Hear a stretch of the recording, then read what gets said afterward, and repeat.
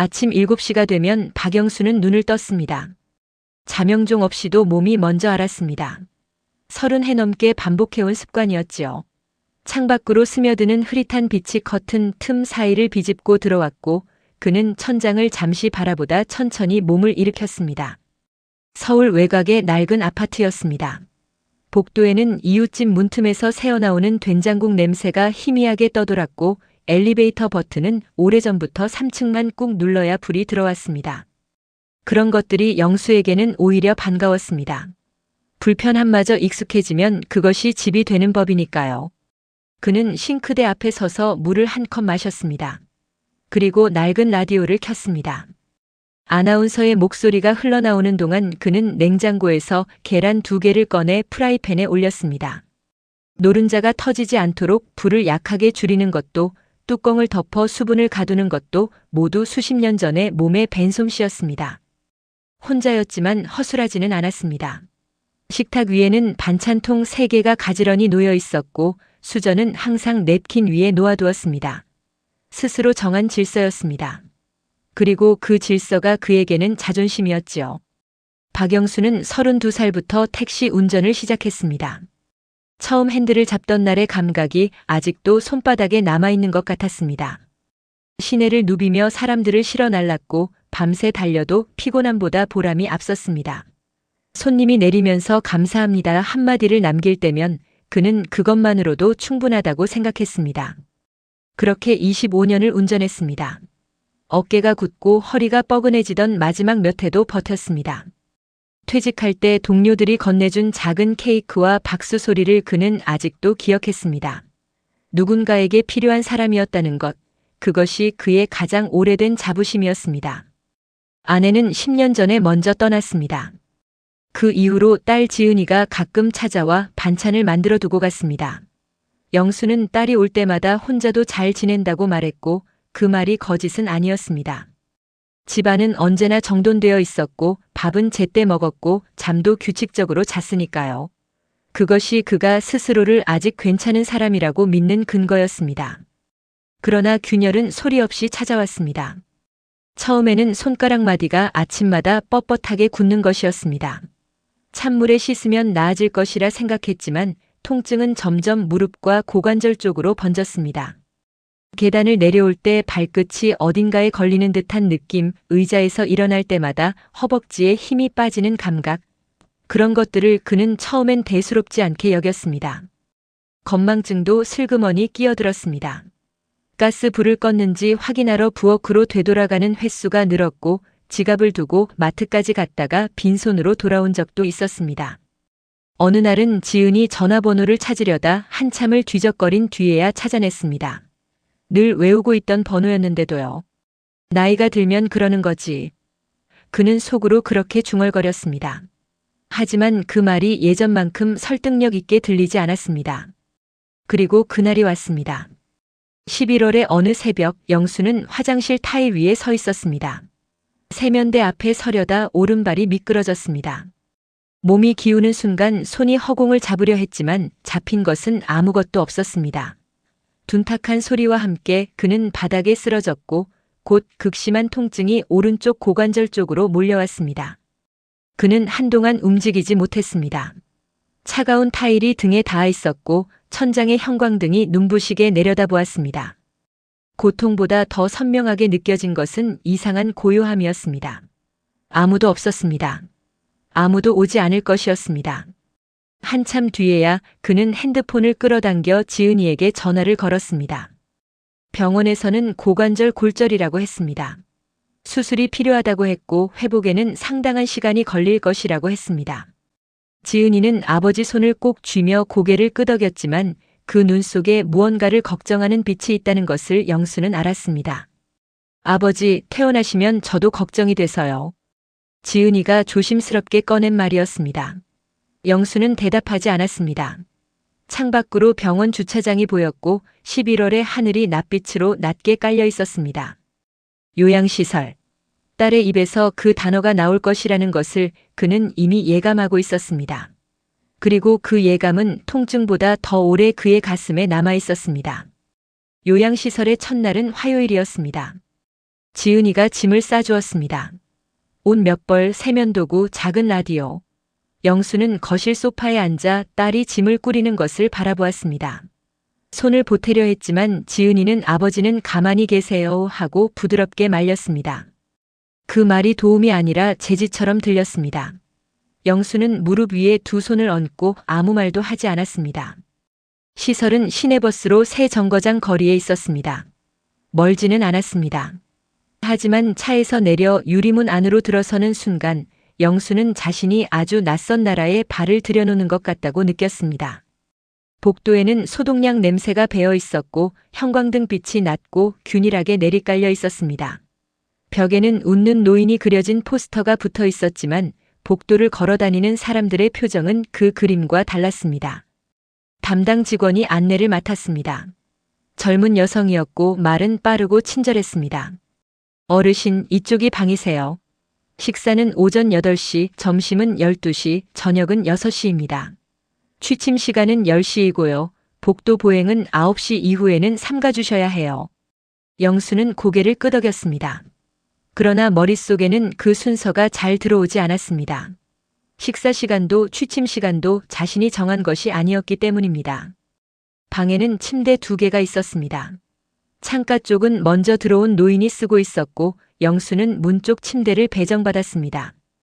그 노인은 영수가 들어서도 눈을 들지 않았습니다. 천장을 바라보고 누워 있었고 입술만 가끔 오물거렸습니다. 영수는 조심스럽게 짐을 내려놓고 침대 가장자리에 걸터 앉았습니다. 라디오는 협탁 위에 올려두었습니다. 하지만 틀지 않았습니다. 무언가 소리를 낼 자격이 있는 공간인지 아직 알 수 없었습니다. 이름은 빠르게 사라졌습니다. 직원들은 그를 어르신이라고 불렀습니다. 다른 이름이 필요 없다는 듯이 자연스럽게 처음에는 대답했습니다. 그러다 며칠이 지나자 그 호칭이 귀에 닿을 때마다 어딘가 어긋한 느낌이 들었습니다. 박영수가 아니라 그냥 어르신. 택시를 몰던 사람도 아내를 먼저 보낸 사람도 혼자 계란 프라이를 해먹던 사람도 아닌 그냥 어르신이었습니다. 식당에서는 방번호로 불렸습니다. 208번. 영수는 그 숫자에 대답하는 자신을 발견하고 잠깐 멈추었습니다. 아무것도 아닌 일이었지만 아무것도 아닌 일이 아닌 것처럼 느껴졌습니다. 생활은 촘촘하게 짜여 있었습니다. 아침에는 활동 보조 직원이 와서 세면을 도왔습니다. 처음에는 거절했습니다. 혼자 할 수 있어요. 영수가 그렇게 말하자 직원은 잠시 멈추었다가 조용히 답했습니다. 안전을 위해서예요, 어르신. 넘어지시면 안 되니까요. 틀린 말은 아니었습니다. 그러나 영수는 답하지 않았습니다. 이를 닫고 수건으로 얼굴을 닦는 동안 직원은 곁에 서 있었고 그 시선이 내내 등에 얹혀 있는 것만 같았습니다. 화장실도 정해진 시간에 안내를 받았습니다. 식사도 자리가 정해져 있었습니다. 산책은 오전 10시 단체로 복도를 걸었습니다. 모두 같은 속도로 같은 방향으로. 영수는 그 줄 속에서 걸으며 문득 생각했습니다. 이것이 걷는 것인가 아니면 옮겨지는 것인가. 지은이는 입소 후 사흘 만에 찾아왔습니다. 얼굴을 보자 영수는 말하고 싶은 것이 많았습니다.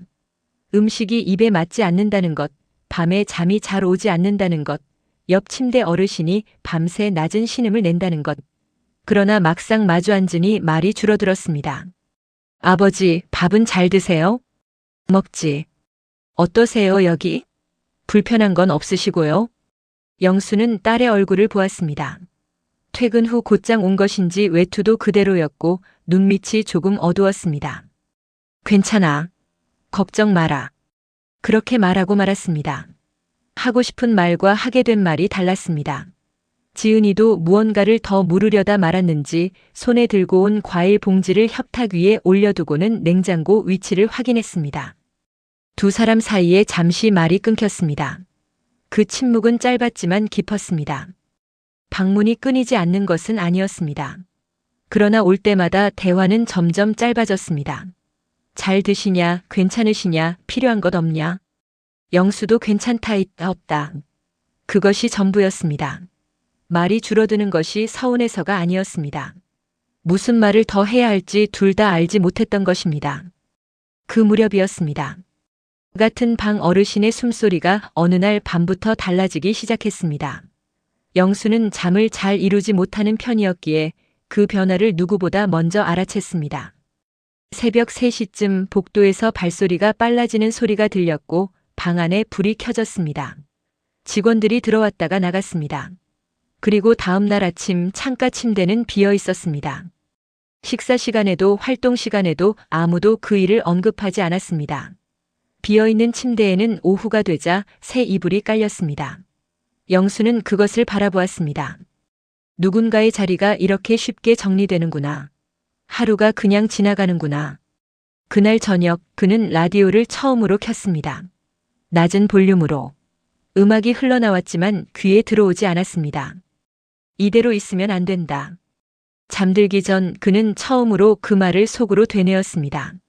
분노는 아니었습니다. 공포도 아니었습니다. 무언가 단단하고 조용한 것이 가슴 안쪽에서 고개를 드는 느낌이었습니다. 택시를 처음 몰던 날 그는 무서웠습니다. 그러나 핸들을 잡은 손을 놓지 않았습니다. 그것이 그가 살아온 방식이었습니다. 다시 걸어야 했습니다. 다시 스스로 움직여야 했습니다. 어디로 가야 할지는 아직 몰랐지만 그냥 이렇게 하루하루 지워지듯 살 수는 없었습니다. 영수는 눈을 감았습니다. 천장에서 희미한 불빛이 스며들었고 복도 어딘가에서 발소리가 멀어졌습니다. 밤은 조용했지만 그의 안에서는 무언가가 조금씩 움직이고 있었습니다. 겨울이 깊어지면서 영수의 하루는 더 좁아졌습니다. 재활치료는 주 사흘 오전 10시에 진행되었습니다. 물리치료사가 다리를 들어 올리는 각도를 조금씩 늘려갔고 영수는 이를 악물고 따랐습니다. 통증은 점차 줄었습니다. 발에 힘이 돌아오는 것도 느꼈습니다. 몸은 조금씩 나아지고 있었습니다. 그러나 마음은 달랐습니다. 나아지는 몸이 오히려 더 선명하게 드러내주는 것이 있었습니다. 몸이 회복될수록 이 공간이 얼마나 자신과 맞지 않는지가 더 또렷하게 보였습니다. 식판을 받아들고 정해진 자리에 앉고 정해진 시간에 누웠다가 일어나는 일상. 그것이 안전하다는 것은 알았습니다. 하지만 안전한 것과 살아있는 것은 다른 문제였습니다. 영수는 스스로 무언가를 해보려 했습니다. 우선 아침 세면만큼은 혼자 하겠다고 했습니다. 직원에게 조심스럽게 말했고 담당 직원은 잠깐 망설이다 안전 손잡이를 확인한 뒤 허락해 주었습니다. 작은 승리였습니다. 영수는 거울 앞에 서서 스스로 물을 틀고 스스로 수건을 집었습니다. 그 단순한 행위가 그날따라 유달리 마음에 와 닿았습니다. 다음으로 식사 자리 배치를 바꿔달라고 청했습니다. 창가 쪽이 좋겠다고. 바깥이 보이면 마음이 조금 나을 것 같았습니다. 그러나 직원은 난색을 보였습니다. 자리는 이동 동선이나 다른 어르신들 상황도 고려해야 해서요. 임의로 바꾸기가 어렵습니다, 어르신. 영수는 더 말하지 않았습니다. 그 말 속에 틀린 것은 없었습니다. 그러나 어르신들 상황이라는 말이 귓가에 오래 남았습니다. 자신도 그 상황 중 하나라는 뜻이었습니다. 지은이에게 전화를 걸었습니다. 저녁 7시 복도 끝 창가에 서서 전화기를 들었습니다. 밖에는 가로등이 하나씩 켜지고 있었고 멀리 아파트 불빛이 점점이 떠 있었습니다. 저 불빛 중 하나가 자신의 집이라는 생각을 했습니다. 지은아, 아버지 무슨 일 있어요? 아니 그냥 요즘 잘 지내냐? 잠깐 침묵이 흘렀습니다. 전화기 너머로 텔레비전 소리가 들렸습니다. 지은이가 저녁을 먹고 있을 시간이었습니다. 네, 잘 지내요. 아버지는요? 치료는 어때요? 다리는 괜찮아. 많이 나아졌어. 다행이다. 잘 드시고 계시죠? 영수는 창밖을 바라보았습니다. 하고 싶은 말이 목 안에서 맴돌았습니다. 집에 가고 싶다. 내 부엌에서 계란을 부쳐 먹고 싶다. 내가 정한 시간에 자고 싶다. 그러나 그 말들은 밖으로 나오지 않았습니다. 딸이 걱정할 것이고 그 걱정은 또 다른 짐이 될 것이었습니다. 잘 먹어. 너도 무리하지 마라. 그것이 전부였습니다. 전화를 끊고 나서 영수는 한동안 창가에 서 있었습니다. 그 일이 있고 열흘쯤 지난 뒤였습니다.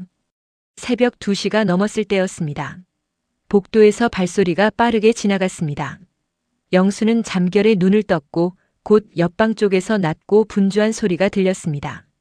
직원들의 목소리, 무언가를 옮기는 소리, 그리고 다시 고요. 아침에 일어나 복도로 나서자 옆방 문이 열려 있었습니다. 침대가 비어 있었고 이불이 걷혀 있었습니다. 협탁 위에 놓여 있던 액자도 없었습니다. 창문이 열려 있었고 바람이 커튼을 흔들고 있었습니다. 식사 시간에 그 자리는 비어 있었습니다. 아무도 묻지 않았고 아무도 말하지 않았습니다. 직원들은 평소와 다름없이 식판을 나르고 약을 챙기고 웃으며 인사했습니다. 라디오에서는 아침 뉴스가 흘러나왔습니다. 영수는 숟가락을 들었다가 내려놓았습니다. 이상한 감각이었습니다. 슬프다고 할 수도 없었고 무섭다고도 할 수 없었습니다. 그냥 어떤 사람이 여기 있었는데 없어졌다는 것. 그것이 이렇게 조용히 처리되는 것이라는 것. 그 사실이 가슴 어딘가를 눌렀습니다. 묵직하고 서늘하게.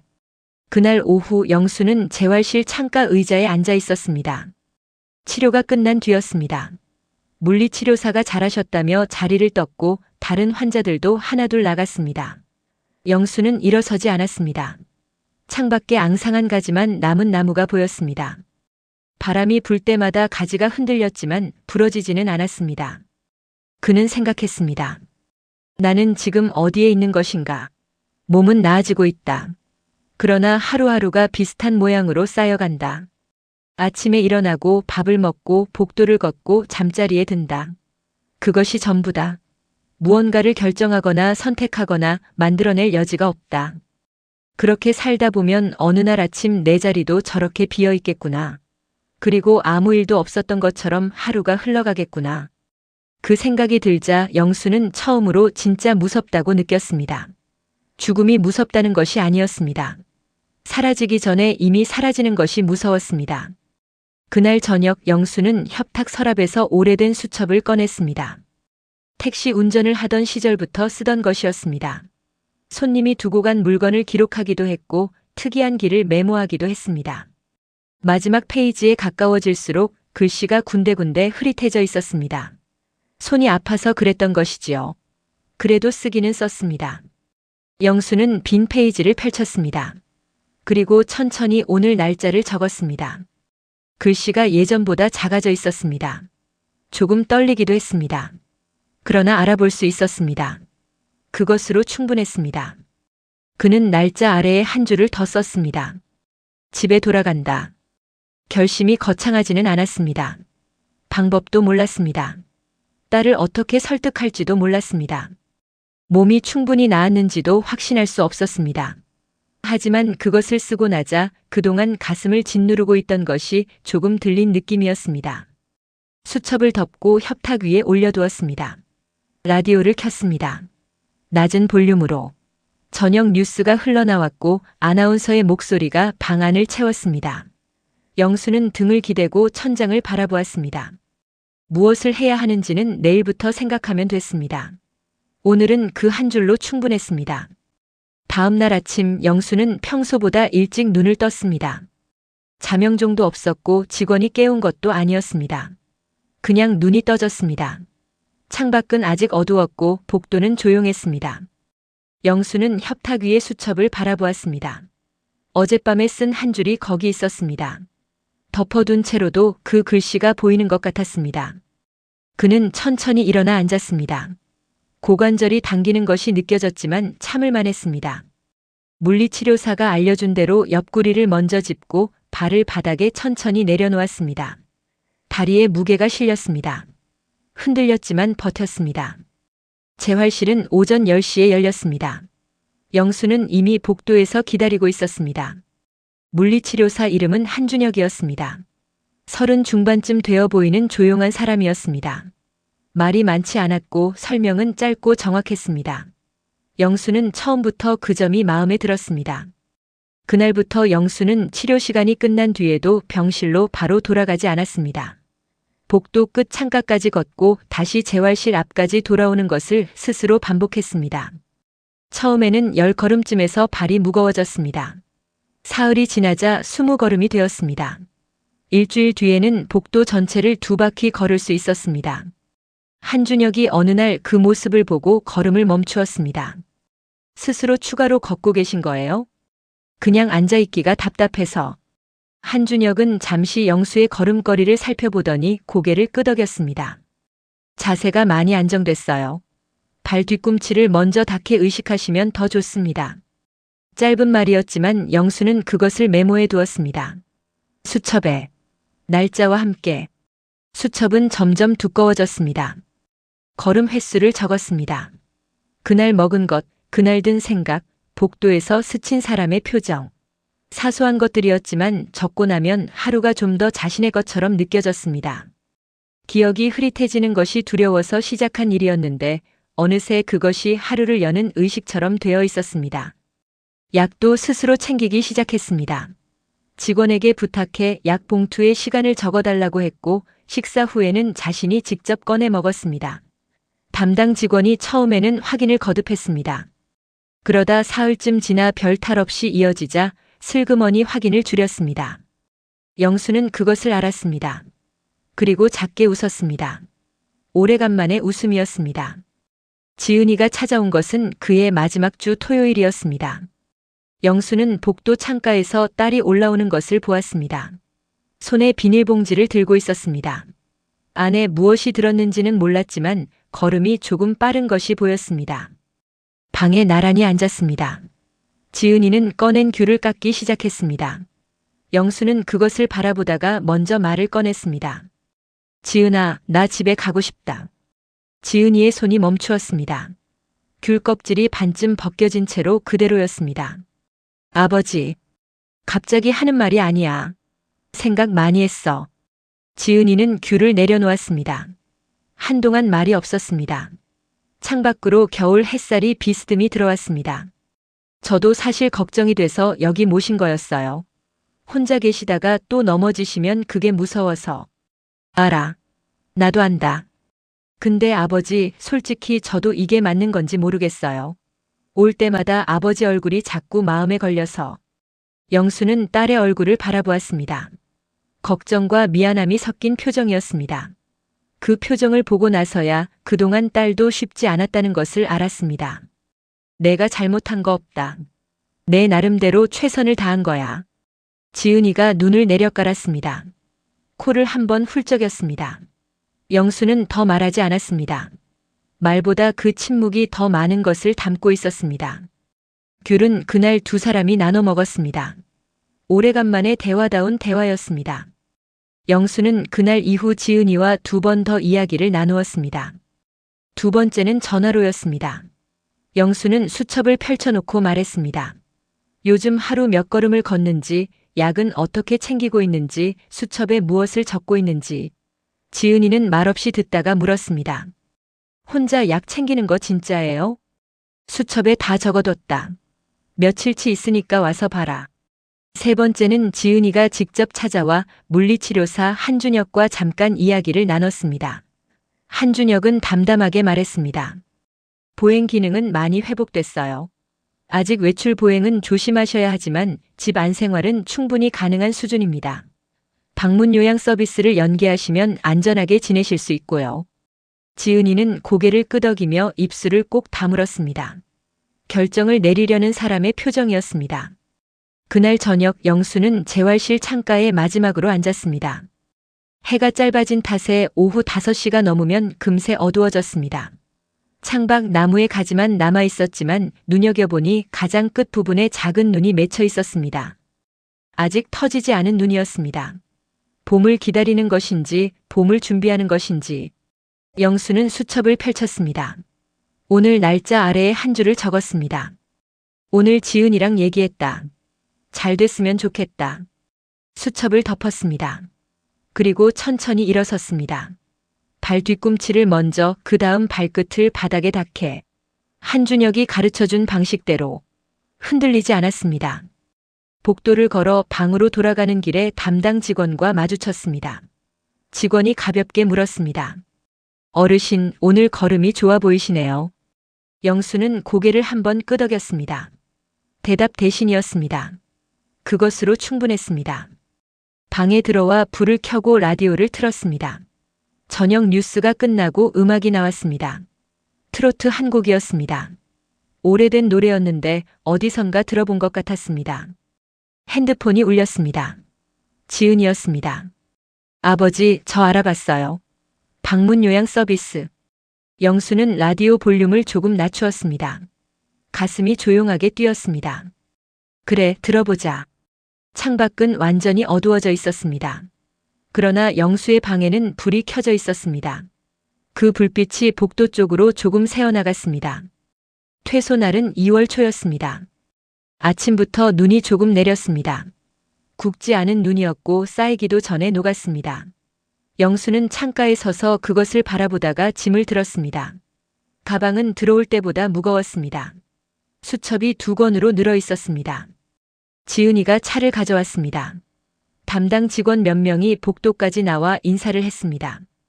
영수는 고개를 숙이며 고맙다고 했습니다. 짧은 말이었지만 진심이었습니다. 시설이 싫었던 것이 아니었습니다. 다만 그곳이 자신의 자리는 아니었습니다. 유리문을 나서는 순간 2월의 차가운 공기가 얼굴에 닿았습니다. 영수는 잠깐 멈추었습니다. 발 뒤꿈치를 먼저 그 다음 발끝을 한 걸음씩 차 문을 열고 자리에 앉을 때까지 아무것도 잡지 않았습니다. 집은 그대로였습니다. 현관 손잡이에 서늘한 감촉, 바닥에 나무결, 부엌창으로 비치는 오후 햇살. 지은이가 미리 와서 청소를 해두었는지 먼지 냄새 없이 깨끗했습니다. 냉장고 안에는 반찬 몇 가지가 들어 있었습니다. 영수는 소파에 앉지 않았습니다. 부엌으로 먼저 갔습니다. 냄비에 물을 올리고 서랍에서 수저를 꺼냈습니다. 손에 익은 무게였습니다. 그가 그 집에서 수십 년을 써온 수저였습니다. 잠깐 손안에서 쥐었다 놓았다 했습니다. 별것 아닌 일인데 목이 조금 메었습니다. 라디오를 켰습니다. 같은 주파수였습니다. 오래된 노래가 흘러나왔고 영수는 그 소리를 들으며 천천히 부엌 안을 돌아다녔습니다. 냉장고를 열어보고 싱크대 서랍을 확인하고 창문을 조금 열었습니다. 집이 숨을 쉬는 것 같았습니다. 다음 날 오전 10시 초인종이 울렸습니다. 방문 요양보호사 김미정이었습니다. 50대 초반으로 보이는 여성이었고 목소리가 낮고 차분했습니다. 장갑을 벗으며 들어서더니 집안을 한번 살피고는 먼저 물었습니다. 어르신, 오늘 아침은 드셨어요? 계란 볶았어요. 혼자 하셨어요? 그럼요. 김미정은 잠깐 영수를 바라보더니 조용히 웃었습니다. 확인하려는 것이 아니라 반갑다는 웃음이었습니다. 영수는 그 차이를 알아챘습니다. 그날 김미정은 청소를 도왔고 점심 반찬을 같이 준비했습니다. 영수가 칼을 들었고 김미정은 옆에서 재료를 건넸습니다. 서로 많은 말을 하지 않았지만 부엌 안이 자연스러웠습니다. 예전에 아내와 나란히 서던 기억이 잠깐 스쳤습니다. 영수는 그 기억을 밀어내지 않았습니다. 봄이 가까워질수록 영수의 하루는 조금씩 채워졌습니다. 아침에 일어나면 수첩을 폈습니다. 날짜를 쓰고 오늘 할 일을 2-3가지 적었습니다. 거창하지 않았습니다. 오전 산책, 점심 약, 오후 전화 한 통. 그것을 하나씩 지워가는 것이 하루를 끝낼 때 작은 만족이 되었습니다. 걷기도 계속했습니다. 아파트 단지를 한 바퀴 도는데 처음에는 20분이 걸렸습니다. 2월이 끝날 무렵에는 15분이 되었습니다. 빠르게 걷는 것이 목적이 아니었습니다. 혼자 나가고 혼자 돌아오는 것, 그 자체가 목적이었습니다. 이웃 할머니와 엘리베이터에서 마주치면 먼저 인사를 건넸습니다. 편의점에서 물건을 살 때 직접 계산을 했습니다. 약봉지는 매일 시간에 맞춰 스스로 뜯었습니다. 작은 것들이었습니다. 하지만 그 작은 것들이 쌓여 하루가 되었고 하루들이 쌓여 그의 삶이 되었습니다. 지은이는 주말마다 들렀습니다. 처음 몇 번은 냉장고 확인부터 했습니다. 반찬이 충분한지, 약이 잘 정리되어 있는지. 영수는 말없이 수첩을 내밀었습니다. 지은이가 펼쳐보더니 한 장 한 장 넘겼습니다. 날짜마다 빠짐없이 뭔가가 적혀 있었습니다. 약 먹은 시간, 걸음수, 그날 먹은 것, 가끔은 날씨 한 줄. 아버지, 이거 언제부터 쓴 거예요? 시설 있을 때부터. 지은이가 수첩을 조심스럽게 덮었습니다. 그리고 한동안 그것을 손에 쥔 채로 있었습니다. 눈이 조금 붉어졌습니다. 아버지, 미안해요. 그때 여쭤봤어야 했는데. 뭐가 불편하신지, 어떻게 하고 싶으신지. 영수는 딸의 손을 가만히 덮었습니다. 됐다. 잘 됐잖아. 그것이 전부였습니다. 짧았지만 두 사람 사이에 오래 머물렀습니다. 지은이가 코를 훌쩍이며 주방으로 갔고 곧 김치찌개 끓는 소리가 났습니다. 영수는 식탁에 앉아 그 소리를 들었습니다. 오래간만에 듣는 소리였습니다. 3월의 어느 오전이었습니다. 영수는 점퍼를 걸치고 아파트 단지 쪽 문을 나섰습니다. 바람은 아직 차가웠지만 햇살 속에 따뜻한 기운이 섞여 있었습니다. 화단 가장자리에 노란 꽃이 몇 송이 피어 있었습니다. 이름은 몰랐습니다. 그냥 노란 꽃이었습니다. 천천히 걸었습니다. 발 뒤꿈치를 먼저 그 다음 발끝을. 숨이 차지 않았습니다. 어깨가 흔들리지 않았습니다. 그는 걸으며 생각했습니다. 택시를 몰던 시절 그는 서울 구석구석을 알고 있었습니다. 어느 골목에서 신호가 길고 어느 길이 퇴근 시간에 막히는지. 그 도시를 누비며 살았고 그 안에서 존재를 증명했습니다. 지금은 아파트 단지 한 바퀴였습니다. 반경이 좁아졌지만 그 안에 자신이 있었습니다. 직접 결정하고 직접 움직이고 직접 돌아오는 사람. 벤치 하나가 햇살 아래 놓여 있었습니다. 영수는 그 앞에 서서 잠깐 생각하다가 앉았습니다. 누가 앉으라고 한 것이 아니었습니다. 앉고 싶어서 앉은 것이었습니다. 수첩을 꺼냈습니다. 날짜를 적고 아래에 한 줄을 썼습니다. 오늘 꽃 봤다. 이름 모르는 노란 꽃. 좋았다. 수첩을 덮고 하늘을 올려다보았습니다. 구름이 느리게 흘러갔습니다. 어디선가 아이들 웃음소리가 들렸습니다. 멀지 않은 곳이었습니다. 영수는 눈을 감지 않았습니다. 그냥 바라보았습니다. 오래, 천천히. 살아간다는 것은 거창한 일이 아니었습니다. 아침에 눈을 뜨고 밥을 짓고 걷고 기록하고 누군가와 짧은 말을 나누는 일. 그 하나하나를 자신의 속도로 자신의 방식으로 해나가는 것. 그것이 전부였고 그것으로 충분했습니다. 박영수는 오늘도 여기 있었습니다. 살아있었고 살아가고 있었습니다. 구독과 좋아요는 큰 힘이 됩니다. 감사합니다.